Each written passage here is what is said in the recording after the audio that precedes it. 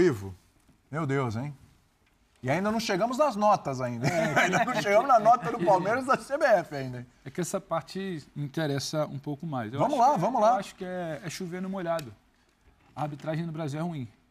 A Renata está aqui segunda-feira após segunda-feira, quarta, quinta. Parece que a escala da Renata até muda depois de jogo, porque tem uma programação, só que o volume industrial de assuntos e de debates. Não é que a gente quer priorizar a arbitragem, mas é que a coisa está um pouco fora de controle. E o que eu acho, William, é que a gente já comentou isso no ano passado, a Renata trazia até informação, e quando a gente consegue conversar com algumas pessoas, ou árbitros, ou ligadas à arbitragem, os relatos são sempre os mesmos. Quando liga a televisão e vê esse debate, quando entra na internet e vê essa guerra pública de declarações, os árbitros não estão seguros. A coisa está muito confusa. A cada segunda-feira é uma orientação diferente, a cada quinta-feira após rodada de quarta, é uma reclamação diferente. A cada terça-feira é um vídeo do CNM falando alguma coisa. Então não tem ninguém seguro no exercício ali da sua profissão. O cara ali, o que o Bubu falou, eu também discordo um pouco dessa coisa. Ah, mas ele amarelou. Ele está inseguro. O apito tá pesado. A decisão do cara do VAR, ela tá rateando, ela não é firme. Tá todo mundo muito inseguro com o que virou a arbitragem no Brasil. Então, a qualidade, eu acho que a qualidade que já é baixa, ela piora pela insegurança.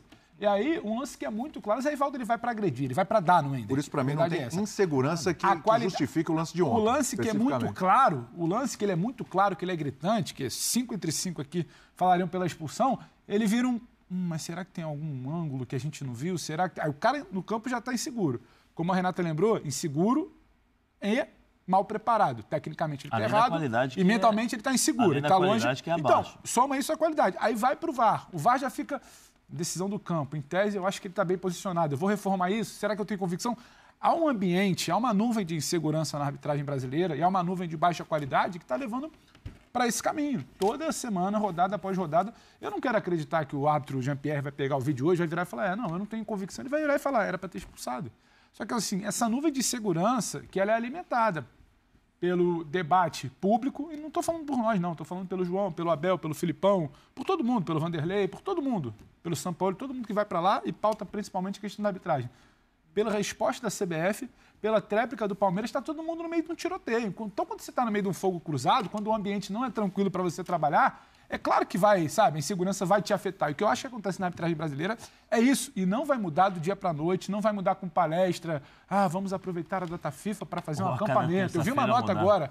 Os árbitros da Copa do Brasil estão concentrados no Rio de Janeiro. Não é isso, não é isso. Não vai ser em 2 dias. Só pode falar, porque claro. O CNM fala que esse treinamento todo é novidade, não é? Tá? Sempre teve. Os árbitros sempre fizeram isso. Eu lembro que volta e meia tinha janela de data FIFA, reúne todo mundo. Sim. Leva, era aqui pro interior, era Itu, Atibaia? Era aqui, não, a gente ia pra Águas de Lindóia. Águas de Lindóia, desculpa. E tu também teve uma época. Águas de Lindóia, sim. Então você já cansou de fazer isso, mas não é sobre a preparação. A preparação está abaixo, porque a sua preocupação é o vídeo da terça-feira, é a resposta institucional, é como você vai ter que defender o indefensável, passar um pano em algo que está muito sujo. Então, isso tudo está criando um ambiente de insegurança que semana que vem vai ter uma nova cotovelada, um novo Zé Rivaldo, um novo Hendrick, um novo erro, uma nota oficial, um novo João Martins falando, porque a coisa está muito tumultuada e o debate está acalorado. A CBF ela não trabalha para diminuir essa temperatura, ela trabalha para aumentar essa temperatura. A gente conversava com a Renata ali fora. Não trabalha para curar, né? Que eu tava assustado. Põe só o band-aidzinho ali para fazer uma guerra, entendeu? A função da CBF, querendo ou não, ela é uma instituição política. A função da CBF é no domingo à noite e tem que acontecer, isso não é problema. A gente até teve um debate aqui uma vez sobre o que é a política. É o presidente da CBF ligar para o presidente do Palmeiras. Não é ensinar o que tem que fazer, mas eu olhei lá, seguinte, tá confuso, tá ruim, mas, pô, eu preciso melhorar meu pessoal, mas melhora o seu aí também, vamos tentar, sabe, é pro bem de todo mundo. Isso não é esquema, isso é uma tentativa de você, um instrumento político que lhe cabe, que vocês são dirigentes institucionais. É uma relação diplomática. Você tentar diminuir o tom, porque a fala do João Martins, ela tem um peso. Não é menos pesado porque não é o Abel, não, ela tem um peso. A resposta da CBF, eu achei até infeliz a resposta da CBF, eu queria chegar lá. Sim. Ela tem um peso. A tréplica do Palmeiras tem um peso maior ainda, porque o Palmeiras vai na brecha, a CBF vai mal. Quando ela entra num debate, numa seara, a fala, sabe, xenófoba, tem uma xenofobia ali. Você, para imputar um crime a alguém, você tem que ter aquilo muito claro ali, numa nota pública. E o Palmeiras, ele saiu do debate da expulsão, ele veio para o debate do técnico ali, do jurídico, da resposta institucional. Calma aí, o que você está falando? Você está me acusando do quê? Prove. E aí você já colocou a CBF numa saia justa, ela respondeu mal. O Palmeiras foi na brecha. Acho a nota do Palmeiras, inclusive, muito boa. Acho a fala do João Martins infeliz, para dizer o mínimo. E acho a nota do Palmeiras hoje respondendo a CBF muito boa.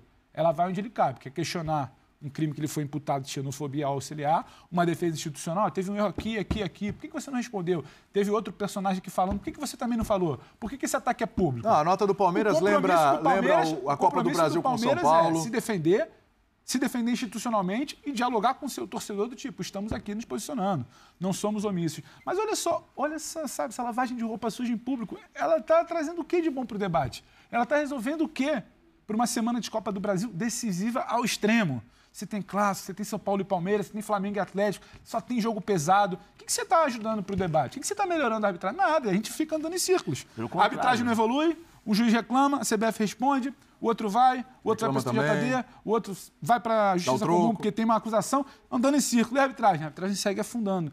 Então, eu acho que é infeliz a ideia da CBF de trazer para um debate algo que não está claro, que não é explícito. É boa a resposta do Palmeiras, o Palmeiras tem que se defender. Não acho boa a fala do João Martins ontem, acho que ele, no íntimo dele, ele depois, talvez de cabeça um pouco mais fria, precisa entender. Não adianta só o Palmeiras também bater, dar tapinha na chapa, precisa entender onde ele exagerou ali, tá? Mas assim, isso tudo não está trazendo nada, A gente está aqui andando em círculos, enxugando gelo, e a arbitragem vai continuar ruim. Porque vai ter meio de semana, vai ter a semana que vem. Toda semana a gente brinca aqui, segunda-feira, semana que vem a gente vai voltar no quadro aqui, no VAR 90, para falar, porque a coisa é ruim. Só que quem está querendo debater a questão técnica? Pouquíssima gente. Um ou outro. O resto é o CNM defendendo dele, o Edinaldo defendendo o campeonato dele, o Palmeiras, obviamente, defendendo a sua instituição. O João entra numa que eu acho muito perigosa, porque o Palmeiras tem alimentado essa coisa do nós contra eles, como muitos treinadores alimentam, não são os únicos. Então não tem essa questão de nacionalidade para mim, porque o Filipão alimenta isso, sabe? O São Paulo, se perder, vai alimentar isso, entendeu? O Wesley, no Atlético Paranaense, por interino que seja, vai alimentar, porque ele está vendo todo mundo se movimentando, então, opa, tem que me movimentar também. Só que essa coisa é até um pouco de desrespeito, quando parece que o sistema impede o Palmeiras de ser líder. Pô, tem gente trabalhando do outro lado. Botafogo, é isso que eu queria falar. Gente, semana passada o Abel foi tão...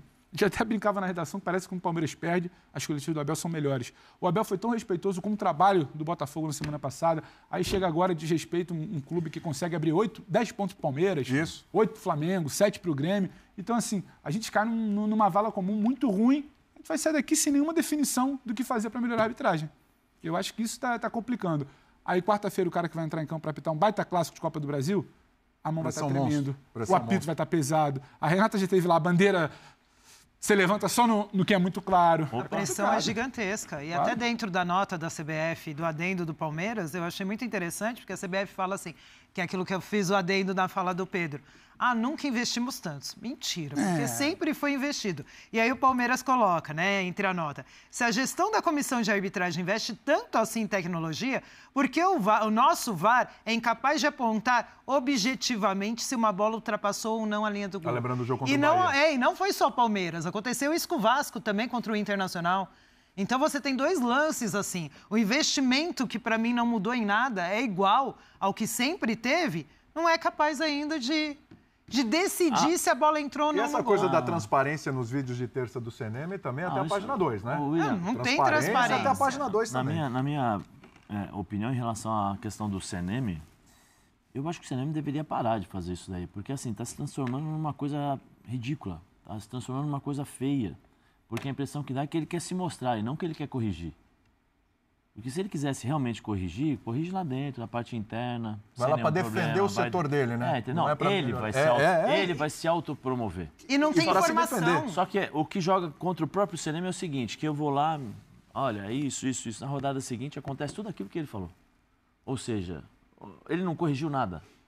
Pelo contrário, ele deixou pior ainda. Pano, exatamente. Entendeu? Então, assim, se fosse o CNM, para um pouquinho, poupa um pouquinho esse tipo de situação, vai defender os teus árbitros, vai conversar com eles pessoalmente, pega aí, reúne com o pessoal, olha, isso aqui não é legal, isso aqui é falta, isso aqui não é falta, isso aqui não precisa rachar a cabeça para ser expulsão, isso aqui é expulsão, porque a intenção de dar cotovelada, tá vendo essa entrada aqui? Rasgou, não precisa rasgar a perna do jogador para você entender que é falta para expulsão. Assim, não venha público na terça-feira, depois que ele faz um pupurri, né? Porque ele faz um catado de todas... Coletânea? Ele faz uma coletânea de todas as críticas, né? Ele faz uma coletânea de todas as críticas de todo mundo, entendeu? Para depois vir a público e tentar se defender. Se defender, não. Se autopromover. Eu acho que o que ele faz de terça-feira é uma autopromoção. Eu sou o CNM, olha, eu sou o chefe da comissão de arbitragem, isso aqui está errado, isso aqui está certo, isso aqui está errado, isso aqui está certo. Só que é o seguinte, na próxima rodada acontece tudo igual. O Klaus foi suspenso por 2 rodadas, né? Pelo menos não foi escalado durante 2 rodadas do Brasileiro. Mas eu não lembro de ele ter tomado a mesma atitude com o árbitro que no lance seguinte, da rodada seguinte, quando a Edna foi questionada, né, sobre... mandaram a Edna para a Série B. Por causa do jogo do Flamengo lá, do Thiago. No jogo seguinte teve o mesmo lance, teve a mesma coisa e o árbitro não foi punido. Pelo contrário, apitou o jogo seguinte e fez as mesmas lambanças no jogo seguinte. Um árbitro que é árbitro FIFA, que é o Evandro, alguma coisa de Minas. De Minas, o Zanovelli. Isso, que ele cometeu 2 erros em 2 rodadas diferentes, em jogos importantes, e a Edna havia cometido um erro e foi imediatamente para a Série B. Então, assim, não faça isso. É ruim. Primeiro que você mostra total descredibilidade na arbitragem, você mostra que você trata diferente os árbitros, que existe essa diferença entre os árbitros, árbitro FIFA e o árbitro que está começando. Então, assim... Para o árbitro que está começando se tornar um árbitro FIFA, você tem que aproximar, você não pode afastá-lo da experiência. Você não pode jogar uma batata quente na mão dele e tirar a responsabilidade. Pelo contrário, você tem que colocar a responsabilidade, mas ao mesmo tempo ter a vocação de ensinar o árbitro que está chegando agora na posição de FIFA ou com uma certa experiência para que ele não cometa os erros. Mas é o contrário, se faz tudo ao contrário. A CBF erra em relação ao VAR, e aí não é de hoje, eu falo isso aqui sempre, a CBF tem um dinheirinho aí. A CBF tem um dinheirinho ali para contratar o melhor VAR do mundo para colocar no Campeonato Brasileiro. Mas tem tranquilamente. Qual foi o superávit da CBF nos últimos anos? Não foi a própria CBF que falou que ganhou, nunca arrecadou tanto na sua vida e não tem condições de pagar, sei lá, 200 mil euros, 250 mil euros por VAR? Pela tecnologia, sabe? Então, assim, são situações que a CBF dá razão aos treinadores. Me lembrando aqui o Marcel, a tecnologia da linha do gol, né? Sim, a 2014. Da linha do gol que foi deixada aí. Não tinha problema. Palmeiras e Bahia, como tantos outros jogos, não teria esse problema. Não tem problema nenhum. O único problema é o querer. O único problema é o querer deixar o campeonato o mais transparente possível. Só que para você fazer isso, você tem que tirar a mão do bolso. Você tem que deixar de ser mão de vaca e entender que quanto melhor o seu produto, mais fácil você vai vender esse produto para o mundo. Quanto melhor a qualidade do seu produto, menor vai ser a quantidade de críticas que os profissionais que estão trabalhando irão receber. Melhor vai ser o ambiente da arbitragem durante a semana, durante a rodada. Mas isso não interessa. A impressão que dá é que realmente, de fato, vale a pena ou não, ou vamos deixar do jeito que está, porque temos polêmica, podemos falar, podemos fazer, e está tudo certo. E não está certo. Sim.